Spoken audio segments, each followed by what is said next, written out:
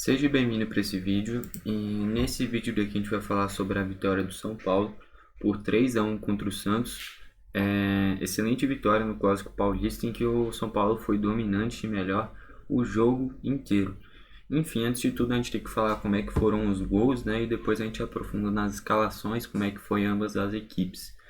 O primeiro gol da partida foi marcado pelo Calleri, depois de uma cobrança de falta do Wellington Rato, muito bem batida.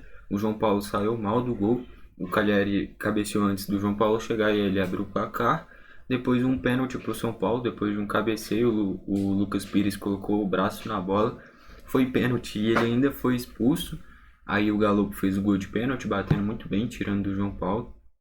O Luan, já no finalzinho do jogo, finalizou uma bola de fora da área, como o gramado estava molhado, a bola pingou antes e aí fica muito difícil para o goleiro. E aí o João Paulo acabou não alcançando, até desviou na bola, mas não foi o suficiente para tirar da trajetória do gol.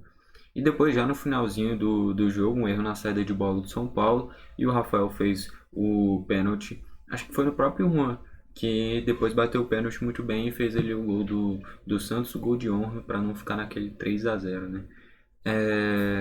Eu primeiro vou falar do São Paulo, né? E depois eu falo de como é que foram as expulsões do Santos, beleza? São Paulo que foi com Rafael, Orejuela, Alan Franco, Beraldo, Wellington, Jegson Mendes, Pablo Maia e Luciano, Wellington Rato, Galopo e Calheri. O que eu acho mais bacana dessa escalação do São Paulo é esse trio daqui, Wellington Rato, Luciano e Galopo. Na teoria, os três podem fazer praticamente todas as funções de ataque. Wellington Rato, no Atlético Goianiense, a maioria do tempo ele foi um meio campista, mas como ele é canhoto, pode cortar para o meio, jogou mais aberto. O Luciano também pode fazer a ponta, assim como também pode jogar mais como esse cara de referência, então também pode fazer essas funções. E o Galopo também, na maioria das vezes, é um meio campista, mas também pode jogar aberto como ele jogou. Então pode ter muita troca de posição entre esses três jogadores e ainda tem a referência do Calheri lá na frente. E eles podem fazer essa troca de posição com tranquilidade, porque atrás deles tem o Pablo Maia e o Mendes. Então são dois volantes consistentes que tem um bom passe e também marcam muito bem. Então dá uma mobilidade muito grande para esses três meio-campistas. Eu acho que o Rogério acertou em cheio colocando esses três juntos para jogar. E para mim o Galopo foi, se não o melhor da partida, um dos melhores e não pode sair desse time do São Paulo. Jogou muito bem, articulou as jogadas, fez bons passes, fez gol, criou jogadas. Enfim, gostei pra caramba da partida do Galopo. E para mim, se não foi o melhor da partida, foi um dos melhores.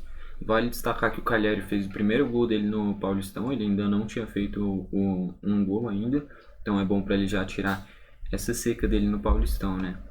Enfim, ainda entraram o Luan que fez o gol, né? Entrando no lugar do Pablo Maia, só mostra que da base do São Paulo tá vindo bons volantes, né? Porque para ter Pablo Maia e Luan, os dois na mesma geração, no mesmo time, então o São Paulo deu sorte, querendo ou não, tendo esses dois jogadores que eu gosto bastante.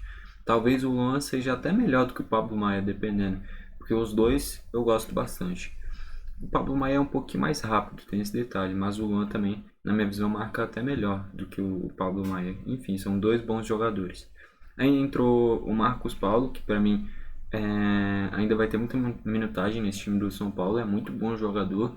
Ex-Fluminense, aí foi para a Europa no Atlético de Madrid, não conseguiu jogar, veio para o São Paulo. Achei uma excepcional contratação.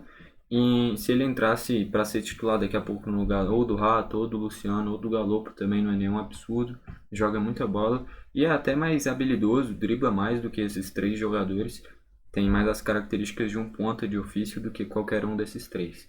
Ainda entrou o Caio Paulista também, o Matheus Souza, que era o Matheus Belém na zaga, né? E o Natan, que entrou na lateral direita. Enfim, eu queria ver o Pedrinho jogar também, eu gosto pra caramba do futebol do Pedrinho. Ex-América Mineiro, ex-Atlético Paranaense também, né? Ex-Bragantino também, se eu não me engano. E é muito bom jogador. Só deixa eu pausar aqui porque tá tendo um barulho, acho que vocês estão escutando. Quando parar eu volto. Voltei e eu tava falando do Luan, né? Não, do Pedrinho, tava falando do Pedrinho. Enfim, eu acho que ele ainda tem que ter bastante minutagem nesse time do São Paulo. E é muito bom jogador, muito habilidoso, assim como o Marcos Paulo. Foram duas ótimas contratações que eu acho que ainda vão ser muito importantes para o São Paulo ao longo da temporada. Porque olhando para esse banco, são os caras de mais habilidade. E se você precisar de um ponta que possa fazer essas jogadas pelas pontas mesmo, com jogadas individuais, dribles, finalizações, chamar a responsabilidade mesmo. Marcos Paulo e Pedrinho, ao longo da temporada, podem exercer essa função. Já o Santos foi com João Paulo, João Lucas, Maicon, o Eduardo Bauerman, né, o Lucas Pires, o Lucas Braga, o Dodi e o Camacho, o Ângelo, o Mendonça e o Marcos Leonardo. Na prática, o Camacho é até mais atrás, né, do que o Lucas Braga. O Lucas Braga joga mais ofensivo. Primeiro tem que falar como é que foram as expulsões, né? O Lucas Pires, para mim esse é um dos pênaltis mais idiotas e não é nem por causa desse pênalti do Lucas Pires, é o estilo do pênalti. Porque, tipo assim, é verdade, ia ser gol se ele não coloca o braço? Ia, mas acaba sendo pênalti, ele é expulso e ainda é gol. Então, ele já tomou o gol, que é o que ia acontecer, e ainda ficou com um a menos o Santos. Saiu no prejuízo da mesma forma. Nessas horas, lógico, o instinto do jogador é tentar evitar o gol. Mas nessas horas vale mais a pena ele encolher o braço, tentar ir com o ombro, se jogar na bola, até ir de cabeça e talvez tomar o gol, do que colocar o braço, ser expulso e tomar o gol de qualquer jeito. Então saiu num duplo prejuízo o Santos, por causa de uma tomada de decisão que a maioria dos jogadores fariam mesmo, mas que aí dá a chance do goleiro defender, pelo menos, né? Mas, pô, acabou se dando mal porque foi o gol de pênalti. Então, foi a expulsão e o gol. Então, acabou prejudicando demais o Santos. Depois o João Lucas foi expulso e eu acho que não é uma expulsão assim que seja clara, nítida. Na hora, na transmissão, até falaram que foi acidente de trabalho e tal, e aí quando olha em câmera lenta aproximado, é expulsão. Então, o João Lucas chega por cima mesmo. Isso daí, se fosse, na minha visão, em um campo seco, normal, era vermelho sem pensar duas vezes. Mas como era um gramado encharcado, o Calheri já chega escorregando, já estava quase deitado praticamente, eu daria amarelo por causa da circunstância do gramado, do jeito que o Calheri já chegou abaixado praticamente, que antecipou a bola. Então, acho que por causa dessas circunstâncias eu daria amarelo. Se fosse um gramado seco, normal, era vermelho claramente. Mas eu acho que faltou um pouquinho de bom senso por causa do estado do gramado. Mas o vermelho também não é nenhum exagero. Quem eu falei fosse um estado normal do gramado, seco, sem estar todo alagado praticamente como foi ontem, seria vermelho claramente. Então eu acho que abre brecha para interpretação, mas eu daria amarelo. Queria destacar que esse time do Santos não encaixa, velho. Não adianta. Até agora não rendeu nada nesse início de temporada. Tem boas peças, na minha visão, tanto os dois que foram expulsos, tanto o Lucas Pires como o João Lucas são bons jogadores. Eu gosto do Bauerman e também gosto do futebol do Maicon. O João Paulo é bom goleiro, mas também não fez um jogo bom. O Dodi no Fluminense jogou demais, então eu tô com essa memória dele ainda do Fluminense, mas ainda não rendeu no Santos. O Mendonça no Ceará jogou muito, no Santos ainda falta encaixar. O Ângelo é uma promessa muito grande, mas ainda falta render muito.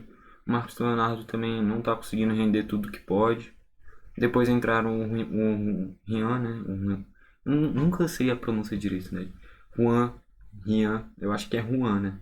Enfim, entrou o Balheiro também, o Lucas Barbosa, o Natan e o Messias. O Messias que entrou muito mal. Na minha visão fez um pênalti. Eu tinha apostado para não ter nenhum gol depois do 2-0 por causa do estado do gramado. Depois do lance que o Messias coloca a mão na bola e que era um pênalti claro, mas foi tão idiota que o juiz não deu, o jogo já estava decidido, o VAR não chamou. Depois daquele lance eu encerrei minha aposta, ainda bem que eu encerrei, né? Porque depois ainda saiu o gol do São Paulo e do Santos. Esse Joaquim é o que veio do Cuiabá, né? Então foi bem até no Brasileirão passado e eu acho que precisa de minutagem também. Enfim, esse time do Santos não encaixou, não tem muito o que fazer. Ver se daqui pra frente vai encaixar, mas tá rendendo muito pouco. Números: 13 finalizações do São Paulo sendo 4 no gol, 7 do Santos sendo 3 no gol. Posse de bola 83% para o São Paulo, 17% para o Santos. Com um a mais já tem mais posse de bola. Com 2 a mais é um ataque contra a defesa, não tem o que fazer. Passes: 586 do São Paulo, 127 do Santos. Cara, que é muito pouco do Santos. É verdade, a situação do gramado, jogar com 2 a menos é muito complicado, mas um time não ter dado nem 150 passes em 90 minutos, mais uns 12 pelo menos de acréscimo, contando o primeiro e o segundo tempo. Então, era pra ter tido mais, por mais que tenha jogado com um jogador a menos quase o jogo inteiro. e depois com 2 a menos, né, com a outra expulsão. 17 faltas do São Paulo, tendo 6 amarelos. 13 do Santos, tendo 2 amarelos e 2 vermelhos.